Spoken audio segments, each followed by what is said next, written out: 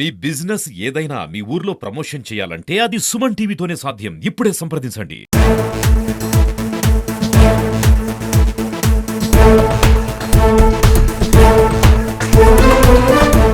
మిలాద్ నబీ సందర్భంగా సోదరులు ఆజం గారు ఏర్పాటు చేసినటువంటి ధర్మీ కార్యక్రమానికి, అన్నదాన కార్యక్రమానికి ఇవాళ కడప నగరంలో మాజీ డిప్యూటీ సీఎం అంజద్ బాషా గారు, నగరంలోని కార్పొరేటర్స్ అందరూ కూడా ఈ అన్నదాన కార్యక్రమంలో పాల్గొనడం జరిగింది.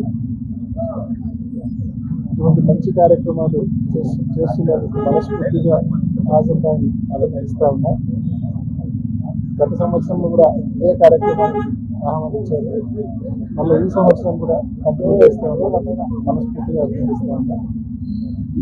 అదేవిధంగా ఇవాళ ఒకసారి రాష్ట్రంలో జరుగుతూ ఉన్న పరిణామాలు చూస్తే ఎక్కడ ఏ నియోజకవర్గానికి పోయినా మనకు కనిపిస్తా ఉన్న ప్రధానమైన సమస్యలు, గతంలో రాజశేఖర రెడ్డి గారు చేసినటువంటి మంచి పనులు, ఆ తర్వాత జగన్మోహన్ రెడ్డి గారు తీసుకొచ్చినటువంటి గొప్ప సంస్కరణలు, ఇవన్నీ కూడా చంద్రబాబు నాయుడు గారి హయాంలో పూర్తిగా నిర్వీర్యం చేస్తూ ఉన్న పరిస్థితి వచ్చింది. ముఖ్యంగా ఒక్కసారి మనం గతం చూస్తే ఆరోగ్యశ్రీ ఏదైతే రాజశేఖర రెడ్డి గారు ఆరోగ్యశ్రీ అనే పథకం తీసుకొచ్చారో, ఇవాళ ఆరోగ్యశ్రీ పరిస్థితి ఏంటంటే హాస్పిటల్లకు బిల్లులు ఇవ్వడంలా దాదాపు 3,500 కోట్ల రూపాయల బకాయిలు ఉన్నాయి. గతంలో జగన్మోహన్ రెడ్డి గారు ముఖ్యమంత్రిగా ఉన్నప్పుడు ప్రతి నెలకో 2 నెలలకో బిల్లులు చెల్లించేవాడు. ఈ ప్రభుత్వం వచ్చిన తర్వాత 15 మాసాలుగా ఒక్క రూపాయి బిల్లు చెల్లించరా. బిల్స్ అన్ని అక్యుములేట్ అయిపోయినాయి. 3,500 కోట్లు నెట్వర్క్ హాస్పిటల్స్కి ఇవ్వాల్సినవి. కాబట్టి పూర్తిగా హాస్పిటళ్ళు కూడా జీతాలు చెల్లించలేని పరిస్థితుల్లో వైద్య సేవలు అందించకుండా ఇంకా పూర్తిగా వాళ్ళు సమ్మెకు దిగే పరిస్థితికి వచ్చారు. అంటే పూర్తిగా ఆ పథకాన్ని నిర్వీర్యం చేసే పరిస్థితికి ప్రభుత్వం తీసుకొచ్చింది. మరోవైపు ఫీజు రీయింబర్స్మెంట్ పథకం, అది కూడా రాజశేఖర రెడ్డి గారు తీసుకొచ్చిన పథకం. దానివల్ల ఎంతోమంది పిల్లలు చదువుకొని ప్రయోజకులై గొప్ప గొప్ప వాళ్ళు అయినారు. అంటే ఒక కుటుంబం పేదరికం నుంచి బయటపడాలంటే అది విద్యతో మాత్రమే సాధ్యము, మెరుగైన విద్యతో మాత్రమే సాధ్యమని నమ్మి ఆ రోజు రాజశేఖర రెడ్డి గారు ఆ పథకాన్ని తీసుకొచ్చారు. జగన్మోహన్ రెడ్డి గారు ముఖ్యమంత్రిగా ఉండగా ఆ పథకం ఇంకా బాగా అమలైంది. విద్యా దీవెన అంటే ఫీజు రీయింబర్స్మెంట్తో పాటు వసతి దీవెన కూడా జగన్మోహన్ రెడ్డి గారు కల్పించారు. అంటే హాస్టల్లో అకామిడేషన్కి సంబంధించి కూడా ఏడాదికి 20,000 రూపాయలు కల్పించారు జగన్మోహన్ రెడ్డి గారు. మరి వాళ్ళు ఈ ప్రభుత్వం వచ్చిన తర్వాత ఈ 15 మాసాల్లో ఫీజు రీయింబర్స్మెంట్కి సంబంధించిన బిల్లులు బకాయిలు కాలేజీలకు చెల్లించకుండా పాస్ అవుట్ అయిన విద్యార్థులు ఎంత ఇబ్బంది పడతా ఉన్నారంటే, వాళ్ళు పోయి సర్టిఫికెట్లు అడిగితే యాజమాన్యాలు మాకు ఫీజు రాలా ప్రభుత్వం నుంచి, మీరు డబ్బులు కడితే మాత్రమే మేము మీ సర్టిఫికెట్లు వెనక్కి ఇస్తామని చెప్పి కాలేజీ యాజమాన్యాలు చెప్తా ఉన్నాయి. పిల్లలు డబ్బులు చెల్లించలేక వాళ్ళ తల్లిదండ్రులు ఇబ్బంది పడితే అప్పులు చేసి డబ్బులు చెల్లించి మరీ పిల్లల సర్టిఫికెట్లు ఇప్పిస్తూ ఉన్నారు. అంటే లక్షల మంది పిల్లలు డబ్బులు చెల్లించి సర్టిఫికెట్లు తీసుకోవాల్సిన పరిస్థితి. అదే ఫీజు రీయింబర్స్మెంట్ ఈ ప్రభుత్వం ప్రాంప్ట్గా కాలేజ్ యాజమాన్యాలకు ఇచ్చి ఉంటే ఈ పరిస్థితి ఆ పిల్లలకు, ఆ విద్యార్థులకు, ఆ తల్లిదండ్రులకు వచ్చి ఉండేది కాదు. సో ఈ రకంగా ఫీజు రీయింబర్స్మెంట్ పథకాన్ని కూడా పూర్తిగా ఈ ప్రభుత్వం నిర్వీర్యం చేసిన పరిస్థితి మనం చూస్తూ ఉన్నాం. మరోవైపు జగన్మోహన్ రెడ్డి గారు స్వాతంత్రం వచ్చినప్పటి నుంచి 2019 వరకు మన రాష్ట్రంలో ఉన్న మెడికల్ కాలేజీలు కేవలం 12 మాత్రమే.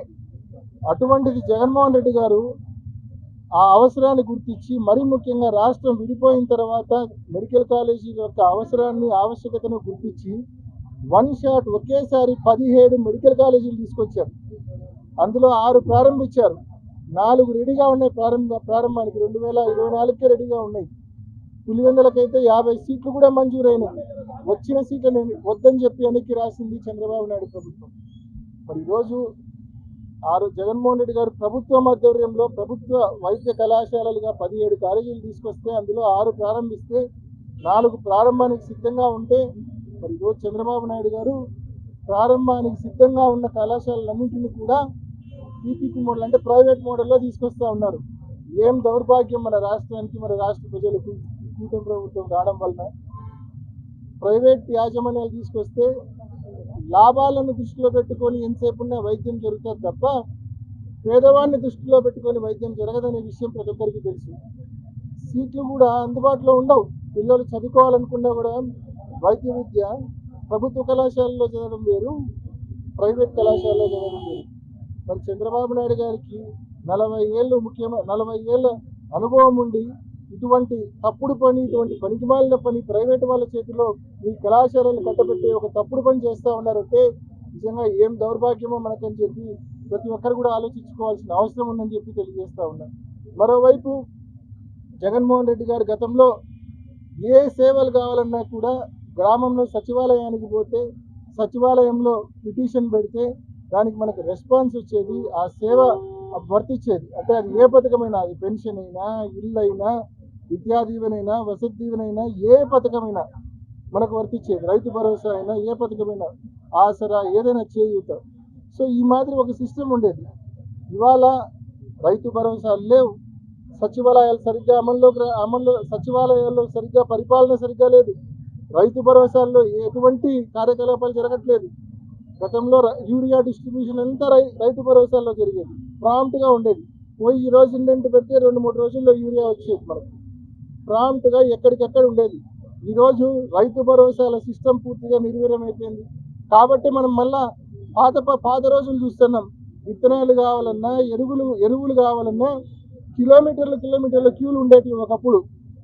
వడదెబ్బకు కొంతమంది రైతులు చనిపోయే వాళ్ళు కూడా పాత రోజుల్లో. మళ్ళా అదే పరిస్థితి ఇవాళ వచ్చింది.